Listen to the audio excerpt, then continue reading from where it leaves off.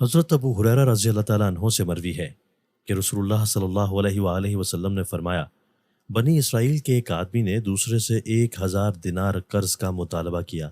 وہ کہنے لگا، گواہ لاؤ جنہیں میں گواہ بنا سکوں۔ وہ کہنے لگا، اللہ ہی گواہی کے لیے کافی ہے۔ وہ کہنے لگا، پھر کوئی ضامن ہی لے آؤ۔ اس نے کہا، اللہ ہی ضمانت کے لیے کافی ہے۔ اس آدمی نے کہا، تم سچ بولتے ہو، اور اسے ایک مقررہ مدت تک 1000 دینار دے دیے۔ وہ سمندر میں نکلا، اپنی ضرورت پوری کی۔ جب مقررہ مدت آ گئی تو اس نے سواری تلاش کی، لیکن سواری نہیں ملی۔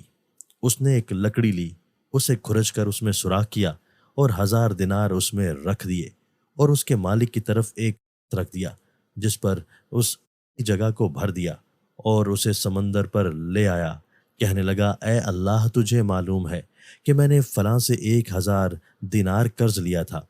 اس نے مجھ سے گواہوں اور ضامن کا مطالبہ کیا تھا، تو میں نے کہا تھا کہ اللہ ہی ضمانت کے لیے کافی ہے۔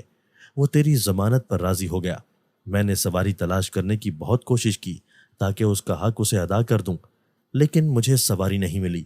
میں اسے تیری امان میں دیتا ہوں۔ پھر اس لکڑی کو سمندر میں پھینک دیا۔ وہ آدمی پھر دیکھنے نکلا کہ جس نے قرض دیا تھا کہ شاید کوئی سواری اس کا مال لے آئے۔ کیا دیکھتا ہے کہ وہ لکڑی ہے جس میں اس کا مال تھا۔ وہ اسے جلانے کے لیے پکڑ لیتا ہے۔ جب اسے پھاڑتا ہے تو اس میں مال اور خط دیکھتا ہے۔ وہ اسے لے لیتا ہے۔ جب وہ آدمی آتا ہے تو اس سے کہتا ہے، مجھے کوئی سواری نہیں ملی تھی۔ اس قرض دار نے کہا، اللہ تعالیٰ نے تمہاری طرف سے وہ مال ادا کر دیا ہے جو تم نے لکڑی میں بھیجا تھا۔ تب وہ شخص 1000 دینار لے کر واپس پلٹ گیا۔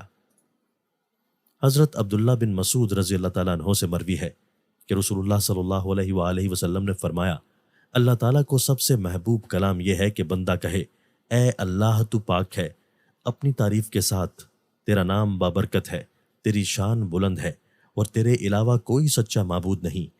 اور اللہ تعالیٰ کو سب سے ناپسندیدہ بات یہ لگتی ہے کہ کوئی شخص کسی دوسرے سے کہے، اللہ سے ڈر جا، تو وہ کہے، خود کو دیکھ۔